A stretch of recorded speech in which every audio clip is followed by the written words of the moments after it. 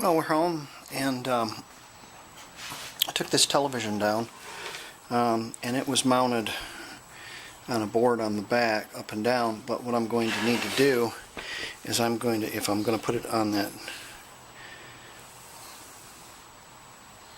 going to need to mount it this way, something like this, maybe a little smaller, just with screw holes here and here, mounted on the back of the TV. So I can attach it to the door, and that should work all right. And then I'm going to put the DVD player underneath, mounted underneath. There's a light there, so I'm going to have to take the light off and route the wires around it, and then attach it to the bottom of the DVD player. So let's get working on this. Let's see what we got here. I had forgotten that kind of did this in my haste, and so what I ended up doing is I ended up gluing this on this shelf because, you know, it dances around. So I had to take and cut it off, and I had to re-glue it so the HDMI cable wouldn't hit the wall. And I put it up against the, you know, so it's got a little space. In fact, I need to come forward just a little bit, probably. Just a little bit. Let's see if it'll come forward. There you go. That's good. And I repositioned that television as well. So I decided I wouldn't take that mount off there because it was glued on as well. In my haste, I had glued it on. So I just glued another piece over the back of it. And that's all got to dry. The next item on our agenda was spark plugs for the Sea-Doo, so I'll have to look for those. Well, I found two, and they've already been cleaned. These are BR9ES. They're a resistor plug, and the BR9ES, I think also that takes BR9ES, so it's probably where I'm going to find them. Okay, they are not in the toolkit, so they might be in another snowmobile. We might have to look in another snowmobile. They might be all in there. I can't imagine because I had a whole plastic bag of them. While we're here, we might as well do a cold start. Let's see here. Little choke. Yeah, let's see what happens. Uh-oh. Oh, forgot. There. The choke, you gotta pull the choke all the way up.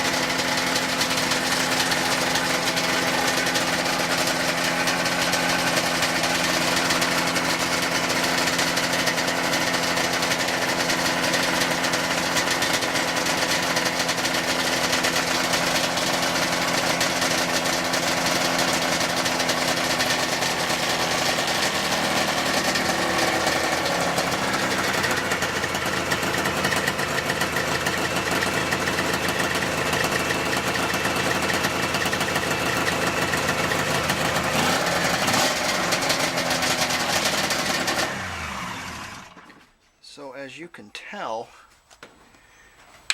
they're not the same spark plugs. So if they are not the same spark plugs, they're not going to be on this here machine. I can tell you that. Okay, let's look at another snowmobile and see. Okay, got a multitask here. Let's see. I'm looking for some wiper blades. Let's see here. It's an 18. Those any good? They wouldn't be in there if they weren't good. Let's see, got those. Size, that's an 18. I didn't get all these. Is that's an 18. That's an 18. Well, how come they're open? Maybe just the packages are beat up. Yeah, that's a new wiper blade. I don't think that's ever been on a car. No, it's new. It's just the packages are beat up. Okay, that's fine. Then what's in here? 18.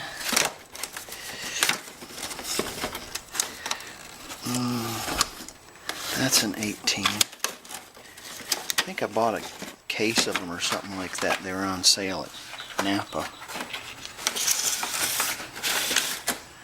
Okay, got a pair of wiper blades. Yeah, I need to put those on.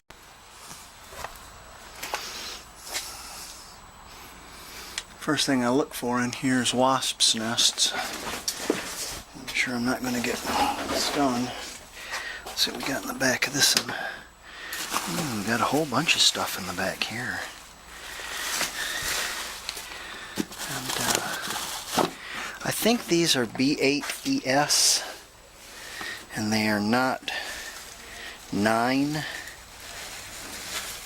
but the bag might be in here. Let me look a little bit. No, they're not in here. They must be somewhere. They might be on the might be on my workbench or something. There's a nasty spider right there. That right there is a nasty spider. That's a nasty one right there. Them damn fiddlebacks hit you, and it'll back your fiddle all right. Let me see here. Gonna do a cold start on these, but let me get this off there real quick. Okay, the one. Turn the ignition on. Choke. Oh God.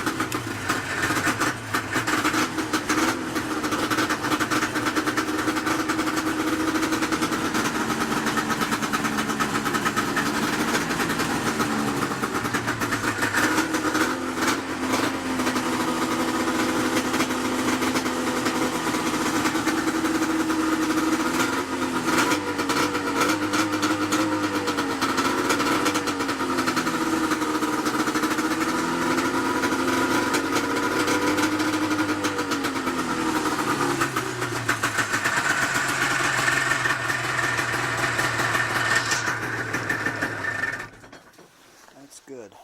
Clutch rattles a bit, but it's what do you expect?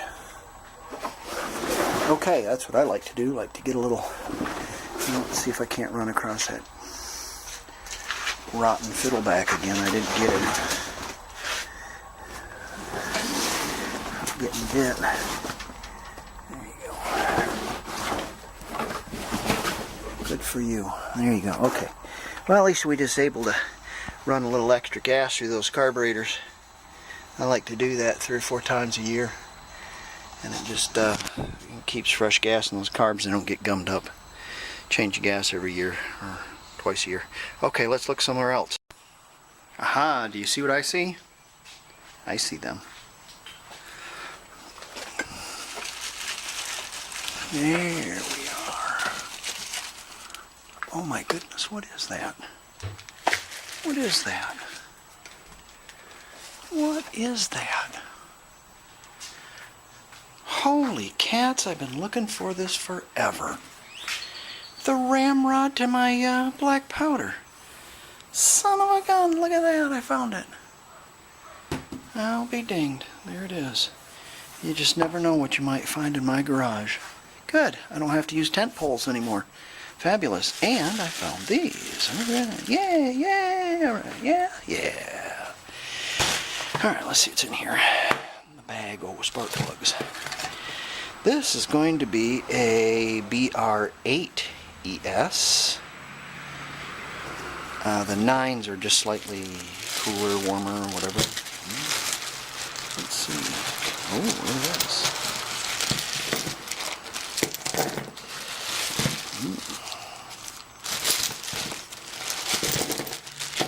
Looks like I have some spark plugs for an old boat. You ever seen those? Those are wacky. No electrodes. We still have the boat though. Have to run those through the sandblaster. Clean those all up. Make sure they're clean. All right, let's sort these. That's a B8. God, I got a lot of them for that boat, don't I? That's a B9. I need another one for that boat. Another one for that boat. Another one for that boat. And 2 more for that boat. Whew, look at that. Of course, that is a 4-cylinder boat, so you got to replace 4 plugs. Okay, and we have a B9ES. Oh, I know where I've seen that other B8ES.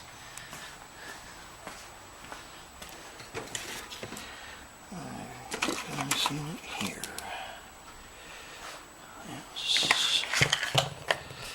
That would be a, oh, that's in 4C, which is close. I should have 2 of them though. Okay, let me look around. When you have old stuff, it's just one thing after another, it seems. Wouldn't it be neat to have nothing but new stuff and you didn't have to fool with anything, and you was very wealthy and you didn't have to work on anything? And see, that's the only way I can afford anything, is I have to buy junk and fix it all the time. So, oh, incidentally, I did get the, old stuff you can't. I could buy a brand new John Deere tractor. Yeah, okay, I get it. Yeah, but it's not that. I did get the seal for the Model A, so look for that in an upcoming video. I should have that out here pretty soon. So I'll have to work in the other Model A also. So lots of work. Okay, evidently I just have I think 6 complete spark plugs, or 3 sets. So, but that's enough. You're not going to go through 3 sets of spark plugs. I just clean them anyways. I don't ever. Well, I buy new ones, but I clean them. So, okay. You got to get way deep into the bowels there to replace the spark plugs. So they're right up on top of the cylinder heads, though, so they're not too hard. So that's pretty self-explanatory. Let me get that done. Okay, I have that set there, but they're fouled also. And these are quite a bit darker than they need to be, should be. But that's what happens when you mix your oil and gas. You have a rate of 40 to 1 all the time, and even at idle, and eventually they foul. So you're trading one for the other. But I'd rather have fouled spark plugs than the engine disintegrate. So much better. Okay, I got those changed out. Another thing I wanted to tell you is that spider I looked at, that was not a fiddleback, that was a recluse. And they are just as nasty when you get bit by them, if you get bit by them, They have a venom that erodes your skin, and they're just rotten. A couple of things I wanted to look at on this boat before I take it out again is the reverse has a lot of slack in it, and it has a cable operated reverse, and I guarantee you if this was a Yamaha or a Kawasaki, you wouldn't have any problems with this, but since it's made by the Frogs, it's the way it is. Wee wee. Ho ho ho. And then another thing is this handle here that thwarts off death that you have to hang on to is loose. So I need to look at that, where that bolts into, and maybe it just needs some tightening. I don't know. I'll have to look at it and see. So let's have a look at those problems. Oh, before we have a look at those problems, let me get these on really quick or I'll forget and I'll just be there. Yeah, this one's, I turned on the wipers the other day and it's just, yeah. They're a little bit longer, I think 2 inches longer. These are probably 16s, but I think 18s will work. And they sure beat those other things that don't even wipe the window. Okay, let's get this on.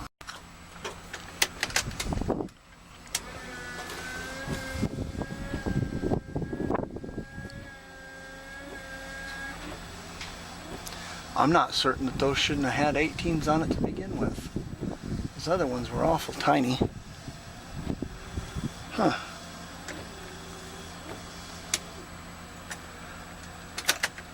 This has the typical G-Van wiper hang. The windshield's tilted in such a way, the fashion that it doesn't catch the side there like it should. Okay, well, let's get back to the Sea-Doo and see if we can't do some adjustments to it. Oh, let's take our spark plugs too. Get through the crap here.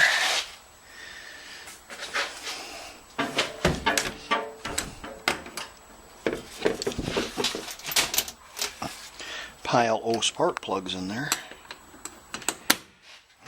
Let's see here. It's probably going to be impossible for you guys to see. And it's almost impossible for me to see. And plus, my dust deputy is broken. The top of the 5-gallon pail is broken. And there's a battery on it. Oh, isn't that great? It's broken, so I can't turn on the vacuum, so to suck the dust out, it's even going to be dirtier, but I'm going to hook some air up to that and sandblast these spark plugs.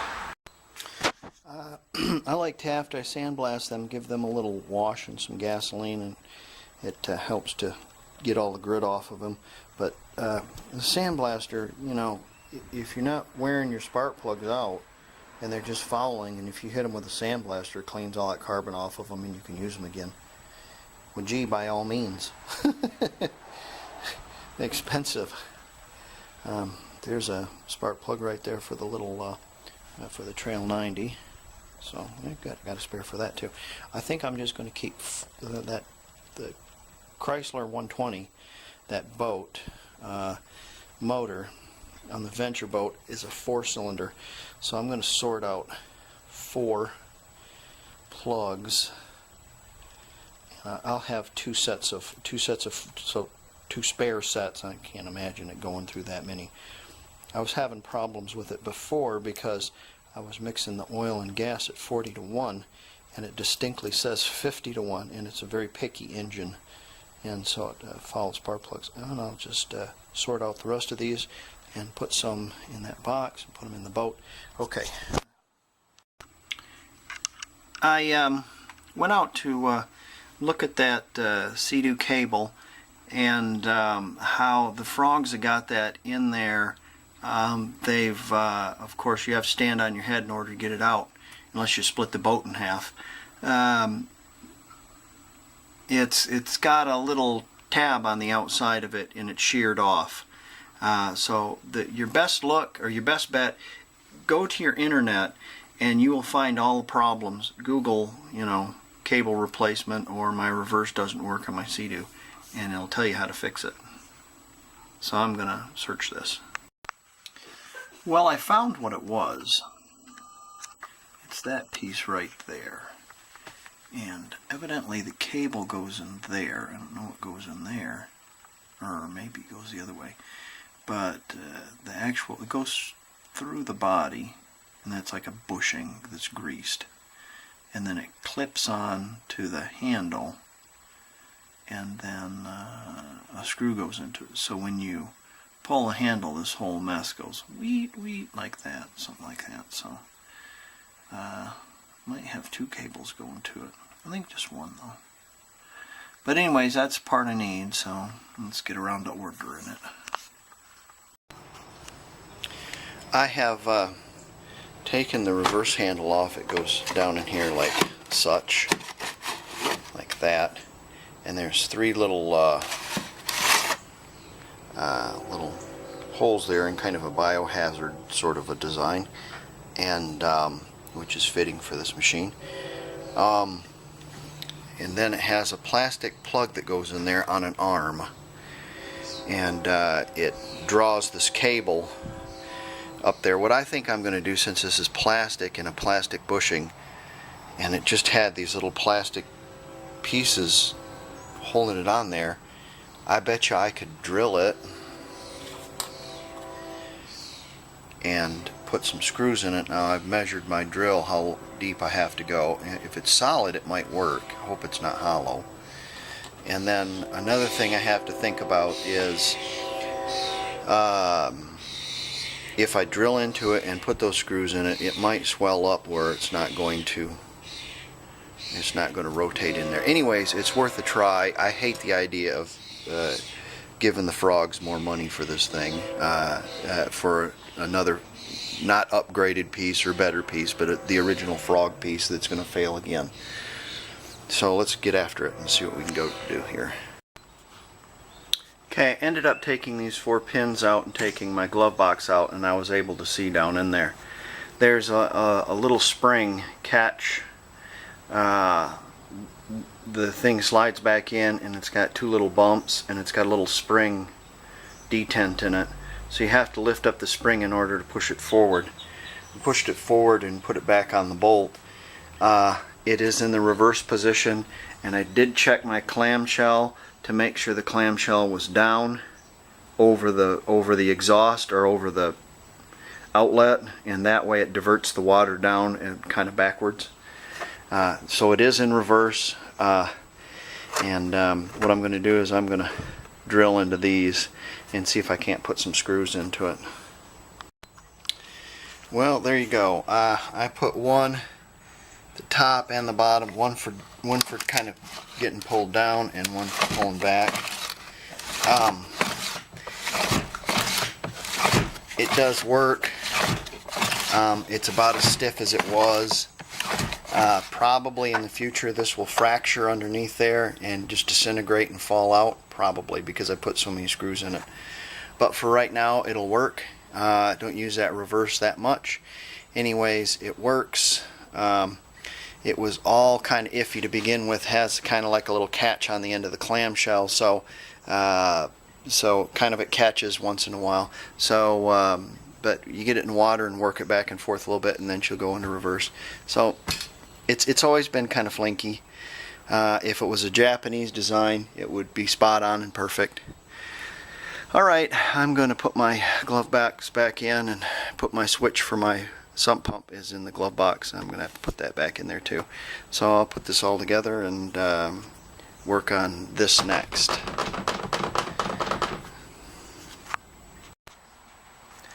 Ho ho! Because I am the hateful little machine, I have to have a board my owner to prop up my hood because my crappy shock failed in 5 years. Ho ho ho!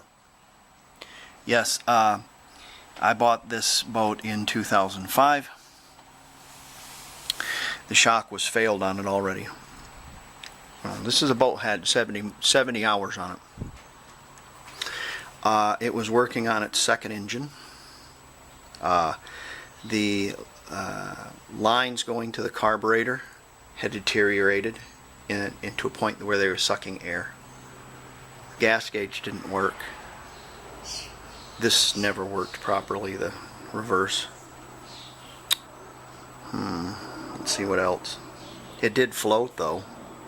I give you that. Oh, the boat filled with water because of the scuppers that scupped water into the boat, not out.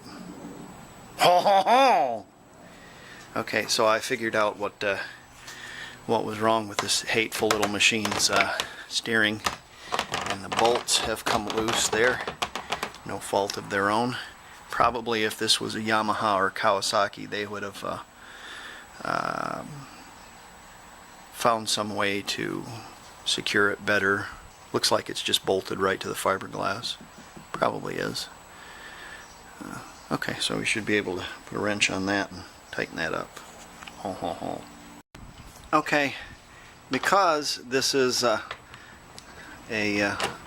French machine,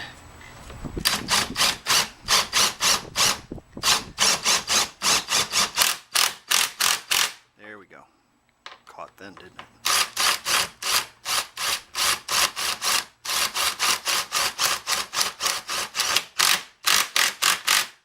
See, if this was a Japanese machine, they wouldn't have put nuts and washers on the other side of this. They would have been fixed into the fiberglass. But since this is a hateful frog machine, we have to put nuts and washers underneath where you can't get to them with your hands. So let's tighten up the other side. And I hear, hey, you know, if you don't like this, why don't you sell it? Well, I can't, because after 2 engines at $2,000 a piece, you have to get your money out of it. So what am I going to do? Buy another boat? I have to drive this into the Stone Age, or use it into the Stone Age. So I'm going to have it for another 5 years or something like that till it stops floating. Or until it gives up the ghost. Then we'll shoot it. Yeah, that's a good idea.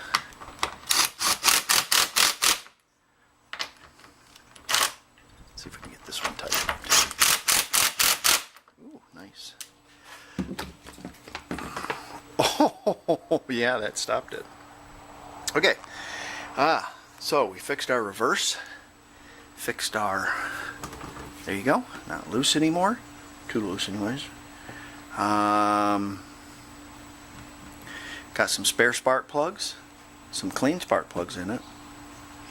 I think I'm going to throw some wax on this and check the air pressure before I take it out to the lake again. And some silicone. Put some silicone all over everything. Okay. I wonder if it's out. Hey, no, it's not. Okay. Okay, well, we'll get this waxed and wrapped up, and then we'll go back into the motorhome and work on the television. So it's about 90 outside right now, so I've done all my outside work, and but it's not 90 in here. Okay, so I've set this back a little bit, and I've attached it, glued it on with some urethane. You can use some caulk or whatever, silicone. It's got the wall back there. It kind of goes up like this. So I'm going to use some nuts as a spacer to space the bottom out, if that makes sense. A couple of nuts, and just screw it into that wood there. And then the television, I've got it mounted on the back of this just fine. I didn't want to cut it, so I just didn't. These are weird toggles that screw into the back of it, and they toggle onto the wood, but also used urethane too, so it's very stiff. They're good. Should be able to get away with 2 or 3 screws on either side holding that up. And I took the pull off of that, so we're going to set this right up here, about like that, something like that. Okay, let's get after it. Okay, as you see, the screws have come through, and this is made out of I think, like 1/8 inch laminate and some 1x, and it's foam core. And these screws don't bite into anything, they just spin. So I cut a couple of little pieces of plywood, and I'm going to put up here to act as a sandwich. So these screws will suck them up and it'll hold it together. So let's get that done. Well, that doesn't terribly look rotten, sort of.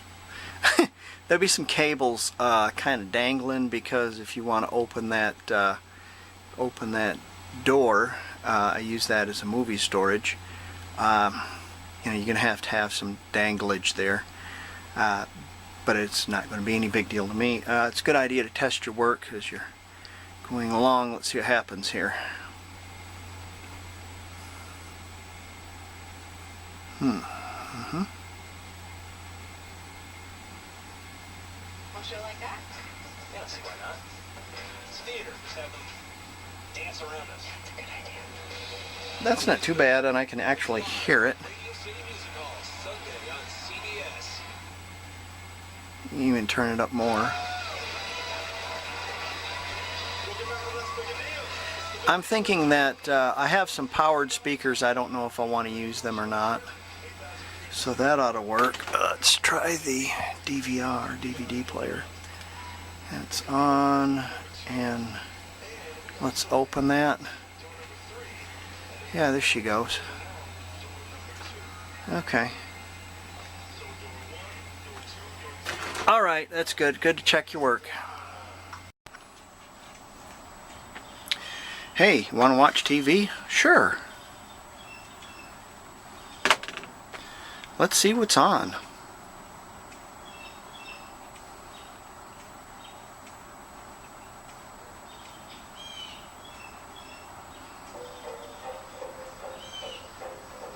Oh, the end of a Woody Allen movie. Okay, well, you know, life is how you make it, and it's not going to get done unless you do it. So there it is. It's got some cables and stuff like that, so you can flip it up. It is what it is. It keeps our heads away from the air conditioner, and we can watch TV from the from the kitchen, or the living room per se. I mean, it's like 10 feet away, so it's or in bed. So there you go. DVD player's underneath it, and it operates as well. I have fixed my little corner shelf for my remote controls, and a light to let me see how that worked. There you go. There you go. So there you go. Hope you enjoyed this. Now this ought to make camping a little bit more fun. We're going to go out to the lake here in a little while, and I'll take video of it. See how it all performs. All right. See y'all later.